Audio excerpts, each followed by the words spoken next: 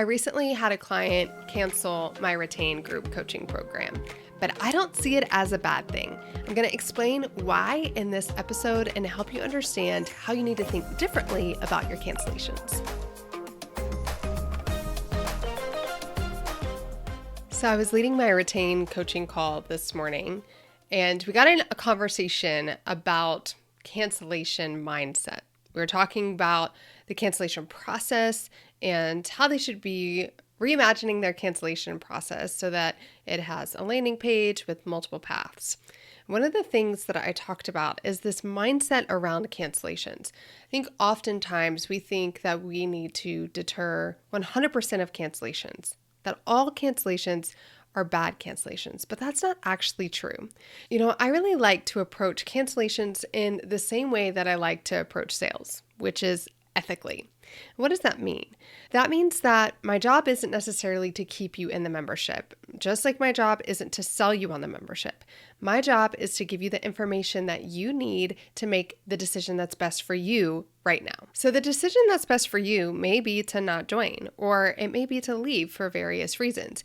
We've talked before about how knowing who the right fit customers are and not being so worried about the ones who aren't a right fit for your program leaving. They never should have joined in the first place, right? It was just kind of like a bonus, I guess, if they joined.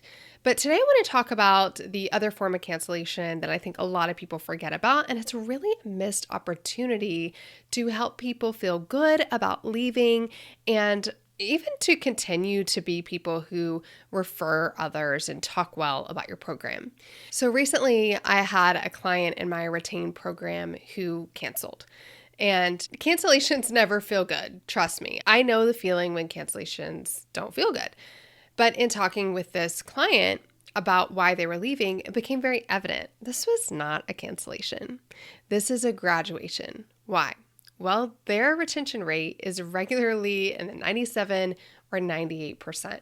And the majority of people who are in that 2 to 3% of churn are people who literally no longer need their product anymore because they've changed careers, they've retired, or whatever it may be.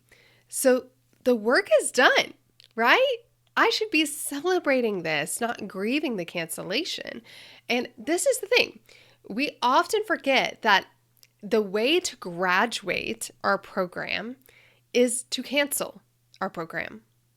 The way to graduate our program is to cancel our program. So why do we treat everybody who cancels the same when we know that a portion of them are graduates? So this is how I'm thinking about the team that's leaving my Retain program, because at 97 to 98% retention month after month, and that has been steadily true, not just pop-up, but they've been this way for a few months now, and they have a solid retention leader in place that is leading the charge. They've done what they came to do. They have strong retention systems in place. They have a great retention leader, and that's actually created space for them to move forward with some other revenue generating initiatives inside of their business, like group membership sales. So I'm excited for them. I'm excited that they got the result that they came for, and I'm sad to see them go because they are amazing. Their leader is amazing.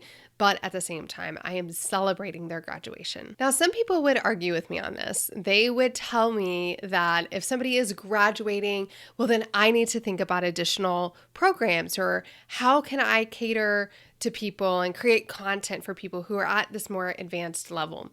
But I just don't agree with that. And, honestly, the business owner, she wants to stay plugged in. She wishes that I had another product that is maybe not as intensive, that would be an ongoing support opportunity for her and her team, but not necessarily at the level of the Retain program.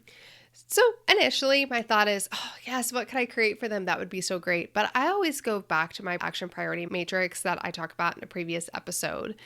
And that matrix is so important because it really keeps me grounded on the things that are going to produce a return on investment, because I have limited time, limited energy, limited resources, and you do too. Even though technology and AI has helped us be able to expand those, there's still a limit, and we need to make sure that we know where we're putting our efforts. Right? So for where I'm at in business right now, it is not a wise business move to try and add another program or to add to this existing program to try and keep people who ultimately have achieved and sustained the result that we wanted them to get.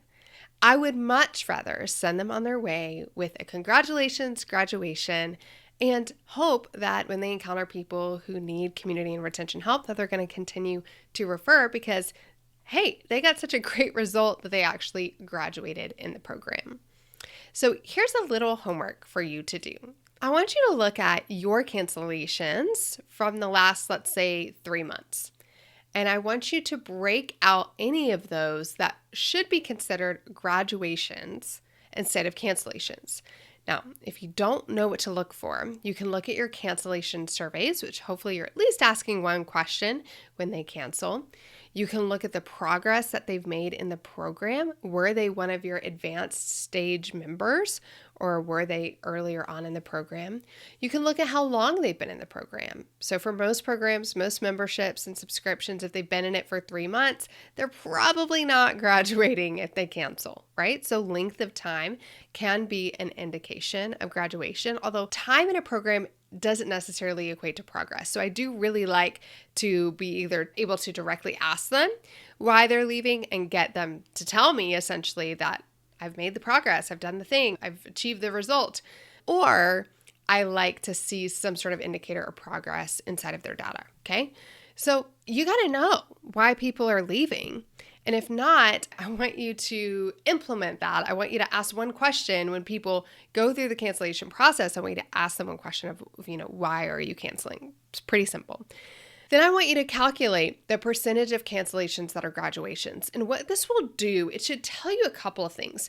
One, it should indicate to you if you need to shift your cancellation process a little bit to acknowledge those that are graduating.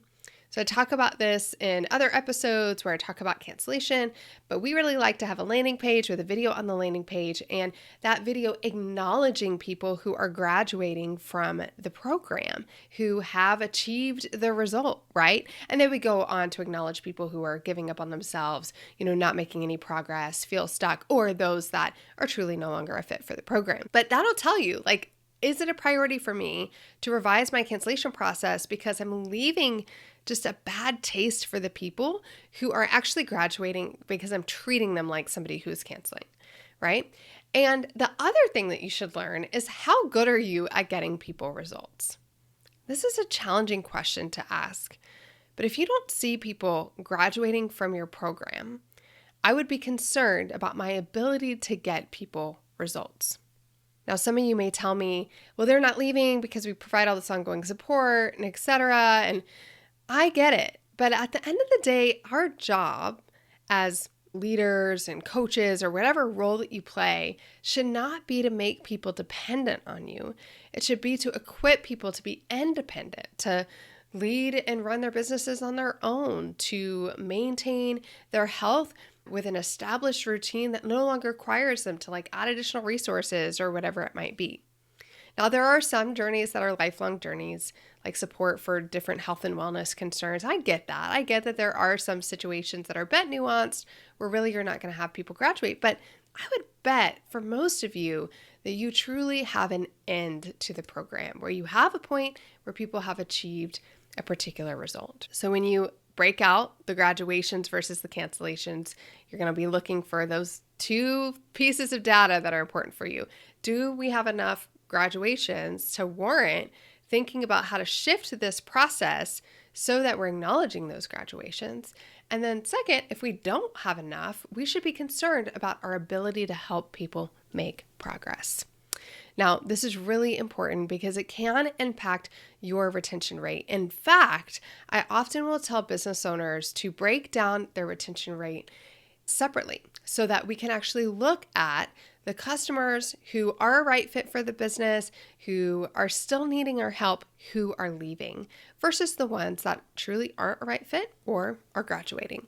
That's going to give us a more accurate look at our ability to keep people. A great example of this is my dear friend, Leslie Vernick.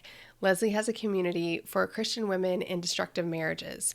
Now, Leslie does have opportunities for those women to become mentors in the community as they get healthy and get out of those destructive marriages if that's the right path for them. But ultimately, Leslie wants to see people in healthy, happy, secure relationships, right? And she wants them to be healthy, happy, and secure in themselves. And if they achieve those things, they may not need her program anymore. And Leslie is not going to be upset about that, right? She should be having lots of graduates. She should be having lots of people who are saying, you have helped me. I've gotten the result.